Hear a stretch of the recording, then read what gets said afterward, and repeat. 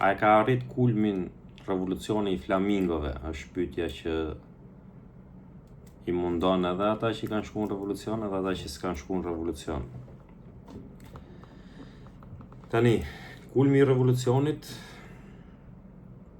është, në gjykimin tim, siç e kam thënë edhe herë tjera, po e përsërisim prap, është kur zërat në Partinë Socialiste të bëhen më të shumt kundër Edi Ramës. Pra zërat që mposhtin frikën. Deri tani e ka bë këtë gjë Neo Malsoria ose Mariana Koçeku. Në fakt ajo që i spritej, një personazh që është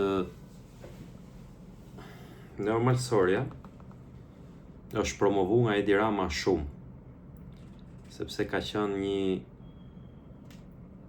tezë tërheqëse, pra një vajzë e re që merrej me blegtori, që kishte studiuar në La Sapienza, më duket ku kishte studiuar ajo, edhe që e thith pushteti, e merr pushteti, e bën deputete, e ve kryesuese të qarkut më të madh të Veriut, Shkodrës. Pra, nëse do themi që a e ka arrit kulmin, jo, nuk e ka arrit akoma kulmin protesta, por reagimi i Neo Malsores tregon se kulmi i protestës, kulmi i revolucionit është afër, sepse ajo ka qenë përdorur si një simbol që ja shikoni për propagandë. Sigurisht ajo e ka kuptuar ndoshta ta nivon Neo Malsoria këtë punë, është përdorur që në mandatin e 4 ky pushtet, pra ky kryeministër, është akoma atraktiv, sepse merr një vajzë të re që merret me blegtori, me dhije atje, i keni pa besoj rrjetet sociale të Neo Malsores, dhe derisa edhe kjo shkon, pranon të futet kandidate për deputetet, kryesojnë listën e qarkut Shkodrës, do të thotë që ky pushtet është i ri, ka rinovu veten, është tërheqës, është atraktiv. Në fakt kjo ka qenë skema më mafioze që ka përdorur Edi Rama për makiazh. Pra ka qenë një makiazh perfekt i bërë për të fshehur atë që ndodhte në prapaskenë, vjedhjen, masakrën e zgjedhjeve. Neo Malsoria është përdorur si kopertinë e bukur nga makineria e propagandës rilindjes për të fsheh, për shembull, Sara Milen, për të fsheh Zeqinen, për të fsheh, ku di unë, taulantrat e tjerë, listën e Durrësit. Rënja, lëshimi, largimi i Neo Malsores në këtë kuptim ka një domethënie shumë të madhe. Neo Malsoria nuk e rrëzon dot Edi Ramën, pse iku ajo, por i ka rrëzu makinacionin më të madh të propagandës, makinerinë e inxhinierike për të mashtruar ndërkombëtarët edhe shqiptarët që këtu shiko partia më e madhe në vend, edhe pse po hyn mandatin e 4 është atraktive sepse vijnë njerëz të ri.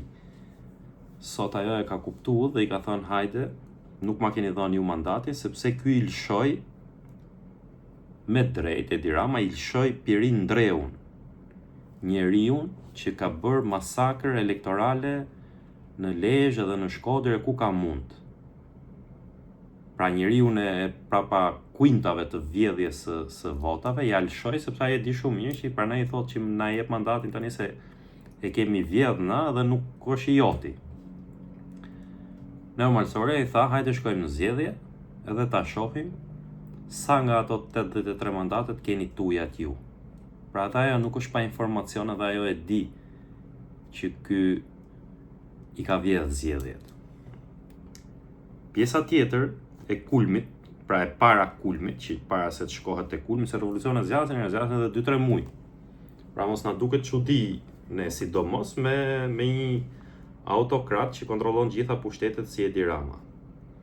Pjesa tjetër e revolucionit është si qira kjo maska e listave e koperturave që vendoste në lista për të treguar që është një forcë e rinovueshme, e re edhe atraktive, i ra në media ndërkombëtare. Është bërë qepaze nëpër media ndërkombëtare, mediat më të mëdha ndërkombëtare. Reutersi transmeton natë për natë live protestën. Dhe fokusi i lajmeve në mediat ndërkombëtare, përveç asaj sulmeve që e kanë ata ndaj Trumpit, pra siç e kemi thënë që është loja e Sorosit këtu në këtë mes, por imazhi i Edi Ramës është bërë cop. Ky njeri që dilte fliste nëpër mediat e mëdha, jepte deklarata si një udhëheqës artist, kryeministër, ka transformu Shqipërinë, ka bë këtë, ka bë atë, sot del si një kryeministër i lidhur me narkotrafikun. Pra i ka rënë edhe kjo perde, nuk e ka më këtë mburoj në media ndërkombëtare. Edi Rama sot nuk shkon dot, le ta provoj, të shkojnë të zhvillojnë një takim zyrtar në SBA. Le të shkojnë, për shembull, pse nuk shkojnë në këto ditë, të shkojnë edhe të organizojnë një takim zyrtar. Nuk shkon dot në Gjermani. Shkon për takime që janë gjitha partitë, e kujtun gjitha si që shkon kish si sharlatan, por nuk shkon dot. Sepse është i izoluar, është në rreth të kuq, dhe të gjithë me sa duket e kanë pas njoft se qa është ky. Me gjithë përpjekjet që po bën Altin Dumani, ose edhe spaku në tërësi, po them Altin Dumani sa të e dim shumë mirë më tani që është mekanizmi kryesor që e mban Edi Ramën në pushtet. Altin Dumani ka 10 ditë që shpërndan informacione nëpër media për ishullin Aruba, për takimin e mafjas në Aruba dhe nuk tregon, praktikisht i dalin informacionet nga më të ndryshmet, për brekt e Ajolës e për tjetrin, nuk i dil ka informacioni se kush është zyrtari i lartë i qeverisë shqiptare që ka qenë në ishullin e mafjas. Sigurisht nuk ka një imo që se di që i ka qenë është Engjëll Agaçi, por pse e mafshe Altin Dumani? Bën ca aksione sporadike siç ka bërë me këtë të drogës sot e tjera, të cilat ja kanë vënë në dorë autoritetet e huaja dhe i thonë nuk ka ku lëviz ky maksimum i bën që i njofton këta. Edhe nga 10 urdhra arrest arreston vetëm njëri. Ashtu sikurse ju thash edhe mbrëm kur kisha atë intervistën me Bardok Dodën, nuk ka asnjë informacion nga Spaku që është hap një hetim, në fakt i ka ardhur dosje nga një vend i rëndësishëm i Bashkimit Evropian për Edi Ramën. Ka një 6-7 ditë. Edi Ramën e rrethin e tij familjar ja kanë sjell dosjen, dosja është në 2 gjuhë. Unë kam folë me një person që e ka pa dhe vetë dosjen me sytë e vetë, dhe aty ka atë dhëna, me sa më thanë, për Ramën edhe për rrethin e tij familjar. Pse se bëjmë publike, pse nuk rrjedh ky informacion për shembull, pse si nuk i rrjedh Altin Dumani? Me gjas, po e mbajnë, sepse një nga kulmet e revolucionit mund të jetë ky.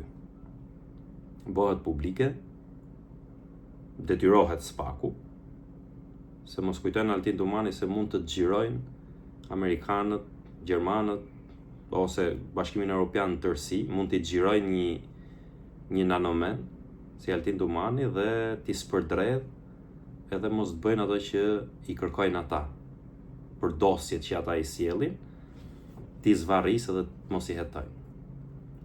Altin Dumani duhet ta marrë shembull që kur nuk ja doli dot Edi Rama që t'i mashtrojnë ata që është mjeshtër, si nga ana e lidhjeve, si nga ana e financave, si nga ana e oratorisë, për të mashtruar dhe për të hedhë sirin njerëzve, kur nuk ja doli dot Edi Rama, nuk ja del dot Altin Dumani që të bëjnë xhonglerin me ndërkombëtarët. Kështu që kulmi, dy kulme ka protesta për të arritur.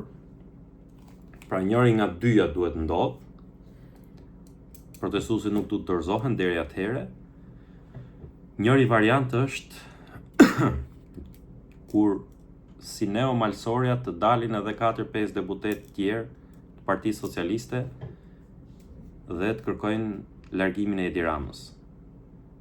Unë e kam thënë që ditën e parë që ka filluar revolucioni që këtë gjë e ka në dorë të zgjidh Partia Socialiste.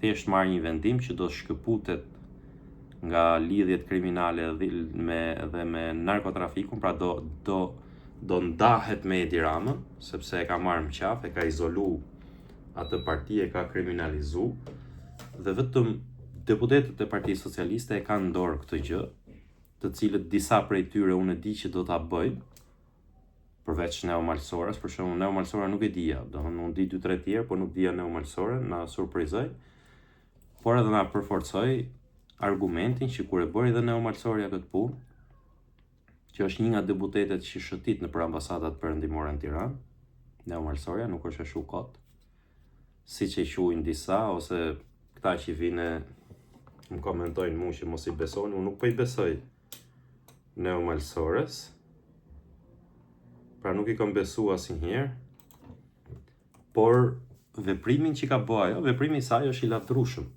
10 muaj ka neomalsoria në sektin e rilindjes. Nuk ka 10 vjet apo 14 vjet siç ka Tauland Balla, siç ka Damian Gjiknuri, siç ka Mirela Kumbaro e tjerë. Pra edhe kur kërkojmë përgjegjësi, edhe kur fajsojmë dikë, do t'i masësh edhe peshën e përgjegjësisë që ka, peshën e fajit që ka. Pra që është më e pafajshme deri tani. Po kështu është edhe Ziqineja, është më e pafajshme, pavarësisht se është e aktivizuar me herët me këta duke punu policie bashkie në Roskovece e tjera, po si deputete pak ka. Kështu që gjitha këto argumentat edhe akuzat mund ta ketë futur Rama, kujtun çfarë thon njerëzit se fantazitë e njerëzve janë të ndryshme. Nuk më duket që e ka futur Rama neomalsore.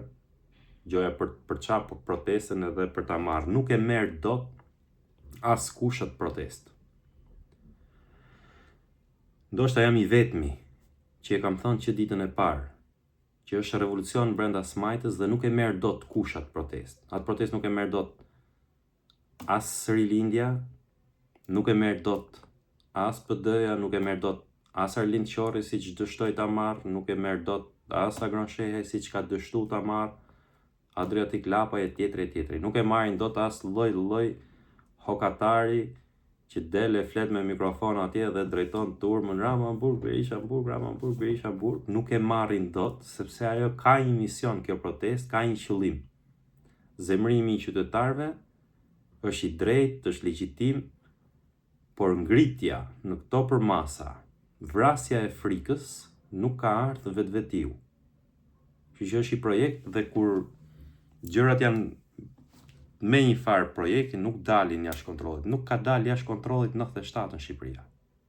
Për njerëzit që kanë mend, kurse për këta që bëjnë bëri Berisha trushplarët, kjo është gjë tjetër pastaj. Por revolucionin luftë civile, çfarë mund ta qush të 97-s, edhe ajo nuk ka dalë jashtë kontrollit. Ka qenë për të rrëzuar sigurisht Berishën nga pushteti, ka qenë kontrolluar nga e majta, ka qenë kontrolluar nga qarqe greke, amerikane, kujtun tjetri më radh, nuk ka qenë jashtë kontrollit, nuk edhe kishte armë në përdur, edhe prap nuk ishte jashtë kontrollit. Ta thonë tash është jashtë kontrollit një protest, më qytetari janë bot, më paqësor janë bot, është jashtë kontrollit, nuk është jashtë kontrollit. Kështu që rol vendimtar për ta mbyllur në mënyrën më paqësore të mundshme, këtu në këtë rast, në këtë protestë ka grupi parlamentar i Partisë Socialiste, që unë e kam thënë këtë ditën e parë, e pash sot më duket e kishte deklaruar dhe Berisha këtë, do e ketë institucionale zgjidhjen ky revolucion. Nuk do e ketë ndryshe. Dhe pas neomalsorës do e shohim ditët në vijim, do dalin zërat. Domethënë sa më e madhe të bëhet rezistenca, sa më masive të bëhet protesta nga qytetarët, aq më shumë emra nga Partia Socialiste do ikin, do distancohen nga Edi Rama. Sepse ka aty njerëz me ndërgjegje, ka njerëz që kanë turp kur shohin gjithat masivitet njerëzish aty dhe shohin veten e vet ku bëjnë pjesë. Pra që janë deputet një partie e cila ka përballë gjithë popullin. Nuk është e lehtë kjo për asnjë deputet, është shumë e lehtë për deputet si puna e Taulantit, Ballës, që sigurisht ka ato pretendimet e veta, po bën luftë për ta mbrojtur Edi Ramën, shumë mirë, po e bën luftën për ta mbrojtur Edi Ramën, domethënë edhe në mënyrë qesharake, sepse çdo njeri që përpiqet të sulmojnë këtë protestën ose ta zhvlefsojnë protestën, duket qesharake, këtu s'është faj Taulantit, domethënë është faj Ramës që përpiqet me zhbë protestën me njeriu jo të duhur, siç është Taulanti. Në rast se nuk e bën Partia Socialiste këtë ngjoni tani. Në rast se nuk e bën Partia Socialiste, atëherë ata që e kanë nis, ata që e kanë kurtis, do të detyrojnë SPAK-un ta bëjnë publik hetimin që ka nis për Edi Ramën dhe t'i kërkojnë leje pastaj siç po I kërkojnë për Ballukun. Po e vonon SPAK-u, po e vonon Aldin Dumani lejen për arrestimin e Ballukut, nuk e çon në parlament. Por gjithsesi shmangje nuk ka, si thon, heqje ka, po vdekje s'ka kjo punë. Edhe Aldin Dumani do jetë, ma mbani mend këtë, kur të ndryshojnë gjërat në Shqipëri, shqiptarët do ta kuptojnë se nëse ka pas një njeri intrigant, megaloman, të poshtër në këto kuptime, në thonjza, se nuk e di si është si karakter ai se njoh, po në megalomani edhe në intrigë edhe në dëshirën për të duk si Superman, dështak spektakolar, drejtësia shqiptare në 35 vjet, ky emër është Aldin Dumani. Do jemi këtu gjallë edhe do e shohim se si do përfundojnë historia e këtij prokurori që deri tani vetëm ka bë propagandë, është rrot më rrot, se ka filluar më vonë, është rrot me Edi Ramën në propagandën që bën. Po do vini moment, edhe ai e di shumë mirë, që do I thonë dil ti dhe ti ta thush që Edi Rama është në hetim, ose që Edi Ramës do I ngrihet akuzë, e tjera. Pra nuk është Aldin Dumani, nuk ka këll që Aldin Dumani, që përpiqet edhe me lënë hije këtë të riun, që ka ardhur ky Klodian Bravo, domethënë duket akoma sikur s'është në rrugë kryetari I SPAK-ut, sepse ka aq shumë protagonizëm ky, aq lidhje shumë me gazetarët, sa nuk e lëshon protagonizmin. Pra shiça shembull I jep, është si Edi Rama një lloj, është largu se u detyru të largohet nga posti I kreut SPAK-ut dhe protagonizmin nuk e lëshon gjallë në botë.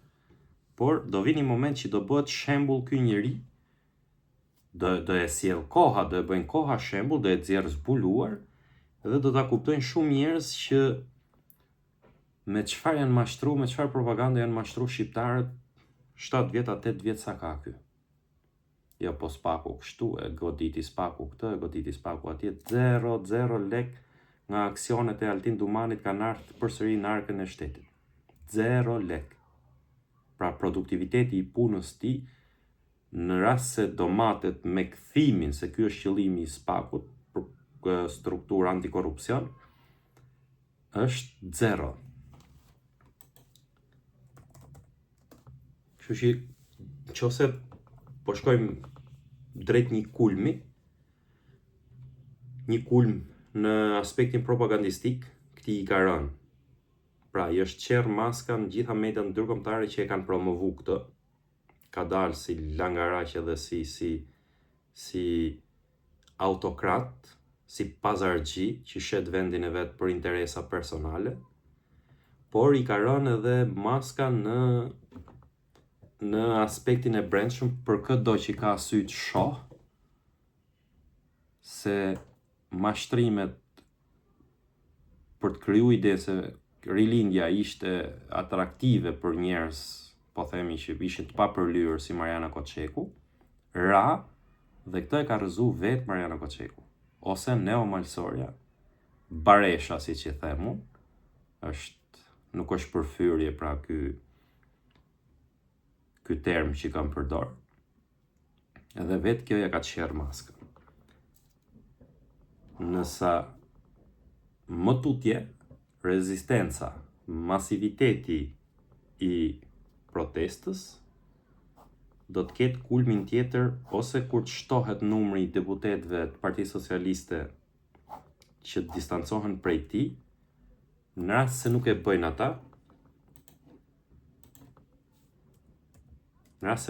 ata, do ta bëjnë ata që e kanë iniciu, suportu, mbështetur revolucionin, do t'ja lënë dorë Altin Dumanit, edhe do i thonë dile nxirë, lexoje, të talësh vetë dhe ta lexosh me zë vetë. Ky do jetë pastaj kulmi, sepse vetë Rama ka dhënë intervistë nëpër mediat e huaja ku ka pas mundësi që ai ka ngel në hapësirë tani, edhe nuk ka ndërmend tik, nuk ikën vetë di Rama. Pra nuk ka pas formë tjetër për ta rrëzu këtë njeri dhe për t'ja marrë Partinë Socialiste, për ta rrëzu si kryeministër për që të vendit ketë zgjedhje të lira të ndershme, apo për t'i marrë Partinë Socialiste. Prandaj është kurdis kjo formë. Kjo është forma më adekuate se si mund t'ik një autokrat, një narcist, një skizofren që ka kap partinë më të madhe në vend për fyti, edhe përmes partisë më të madhe në vend ka kap Shqipërinë për fyti. Nuk ka mënyra tjera me i heq këta, prandaj është ky revolucioni që shihni natë për natë nëpër sheshet e Europës edhe sheshet e Tiranës. Këtu do t'jemi edhe do t'ja shohim kulmet e tjera kësaj proteste. Qa dalin ca qerra, jo po jam unë organizatori kësaj, jam unë organizatori asaj, që kërkojnë të marrin autorsinë e organizimit revolucionit, janë qesharak, po i ka çdo, i njeh historia, këta çdo revolucion ka sharlatanët e vet. Sigurisht në bazë të nivelit shoqërisë, pastaj edhe Shqipëria ka ata sharlatanët e vet që dalin në thonë në rrjetet sociale, e kam organizuar, ose që bëjnë skema, duhet kështu, do ta bëjmë kështu, do të i shpërndajnë në rrjetet sociale, edhe i marrin mediat për të kriju kakofoni. Hapat e tjerë të revolucionit për të arritur atë pikën kulmore. Pra që kulmin që të fillojnë pastaj rënja do të thotë stabilizimi i gjendjes, jo rënja duke qenë Rama kryeministër, ose do shtohet numri shumë shpejt i deputetëve të Partisë Socialiste që do ndjekin shembullin e Mariano Koçekut, ose do detyrohet Altin Dumani ta tregojnë atë dosjen që i kanë çu për Edi Ramën aty. Ta presim, ta shohim. Kush më ka ndjekë që në fillim, qose s'më ka ndjekë një po vjen i ri tani, futuni ngjoni videot nga fillimi i ditës parë protestës. Edhe pastaj hajde flasim prap. Kam drejt, apo ja kam qullu, apo s'ja kam qullu, se mendimet e mia kam thënë edhe me deduksione logjike, jo me informacion. Nuk është se kam pas informacion në ndheshme, si që thot e Karamuça. Ja 7 agjenturat huaja janë këtu e kujtë që nga tronë.